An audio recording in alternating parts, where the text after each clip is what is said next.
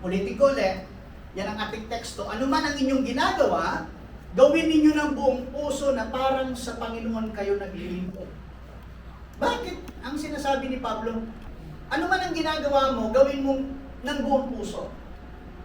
Ha? Na parang sa Panginoon daw kayo naglilingkod at hindi sa tao. Alam ba natin na ang lahat ng ating aksyon, kasama ang ating mga iniisip, maging laman ng ating mga puso, ay alam, nakikita, at batid ng Diyos. Do you believe that? Amen? Totoo yan, hindi? Ha? Yung lahat ng action natin, reaction natin, whether positive or negative, alam ng Diyos yun. Pati iniisip natin, maging laman daw ng ating mga puso ay alam. Alam. Wala nang maililingin. Sabi ng Kawikaan 15:3, ang paningin ni Yahweh nakatuon sa lahat ng lugar. Ang masama at mabuti ay bawal minamasdan. Kaya hindi mo pwedeng pagmalangin si Lord nakatingin lang sa righteous. Pati sa masama nakatingin. Amen? Ha? Akala mo lang ba yung mabait lang ang tinitingnan ni Lord? Pati yung mamamatay tao, tinitingnan ni Lord. Kwentado, tinitingnan ng Lord. At sabi ko nga sa inyo kanina, alam ba natin na ang lahat ng ating aksyon, kasama ang ating iniisip. Tandaan nyo ha, nakakita na kayo ng compass. Ano bang composition ng compass? Silangan, kanluran, timog, hilaga. Tama? Pag may compass ka, hindi ka maliligaw. Basta alam mo lamang yung silangan. Ano ba yung silangan? Kung saan sumisikat ang araw, yun ang silangan. Automatic yon, ang talikuran nun, kanluran. Kasi doon lulubog yung araw. At ang nasa kaliwa nun, ang tawag doon, timog, at ang kanan, hilaga. Hindi nilaga, hilaga. Okay? So, ibig sabihin, hindi ka maliligaw. Alam na alam mo kaagad. Pagdating sa isang Kristiyano, ang compass natin ay ang salita ng Diyos. At sa ayaw at sa gusto natin, hindi natin pwedeng i-disregard ang Word of God. Hindi mo po pwedeng baliwalain ang salita ng Diyos. Pag kayo Kristiyano, ito ngayon yung giya mo. Kasi ang sabi ng Psalms 119:105, Thy word is a lamp unto my feet. Ibig sabihin, ang salita mo ang tanglaw sa aking daraanan, hindi ako maliligaw. Yun yung liwanag. Ngayon, sabi ko, alam ba natin ang lahat ng ating aksyon? Lahat ng aksyon mo, kasama ng iniisip mo, batid ng Diyos yun. Alam ng Diyos yun, yung iisipin mo at iniisip mo at iisipin mo pa lang, alam na agad ni Lord. Alam nyo, sabi ko nga, buti na lang talagang hindi ipinigay sa atin yung karunungang makabasa ng isip. O kaya yung parang true and true na babasa ko ang puso nito. Amen? Di ba? Buti na lang, talagang bukod tanging exclusive sa Diyos yung bagay na yun.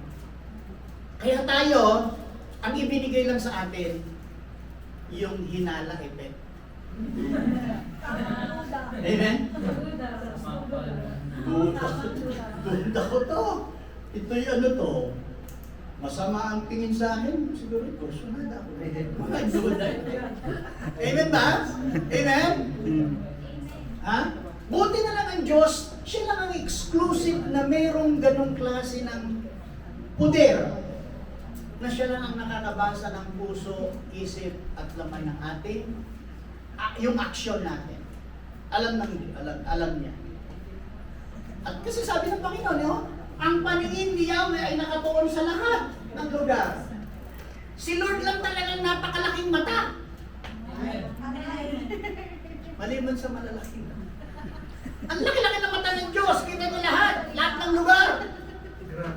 Tindi na X-ray vision ni Lord, ano? Kita niya, talagang lagusan, kita. Wala kang tiya pwede magtago.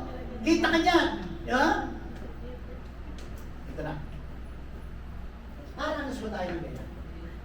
Maaring may nagawa tayo o nasabi na walang nakapansin. Ngunit nakita o narinig ito ng Diyos, alam at nakikita niya. Tama? Okay. Di ba, alam mo, wala namang nakapansin ng ginawa ko. Walang nakapansin. Pero alam nito niya. Amen? Ako walang nakapansin na nasagi ko yung yung figurine, bumagsak. Babalik ko. Ganyan ng blue. No, ha? Walang nakapansin. Pero, kita nyo. Ngayon, sa social media, naku ba? Kagaya ng kwento doon, di ba, yung naging trending na yung babae, ay yung tinawag siyang sir. Di ba, sir? Pinatayo 2 oras. Pinatayo niya ng 2 oras. Kasi nga, ganda-ganda ko. Tumake-up, tapos natawagin mo akong sir. Sobrang, di ba, umani ng batikos yun. Kaliwat kanan. Kaya sabi ko nga, sa totoo lang ngayon, sabi ko nga sa loob-loob ko, binasa ko, binasa ko. Respeto naman talaga yung waiter ni sir, ang tawag niya. Pwede naman siya siguro talagang nasa kanya yung entitled siyang sobra-sobrang magwala kung siya'y babae. Kung tunay na babae. Amen? Nagkataon naman kasi talagang kahit saan husgado mag-abot. Totoo naman ang sinabi ng waiter. Kasi siya ay lalaki. Sir? Sir. Sir. Amen? Kahit pa nakapagsuot siya ng suot ng pambabae, alam niya na siya ay sir. Amen ba? Tingnan ninyo mga kapatid. Ngayon, gumawa ka lang ng medyo hindi magandang aksyon, na video ka, yung medyo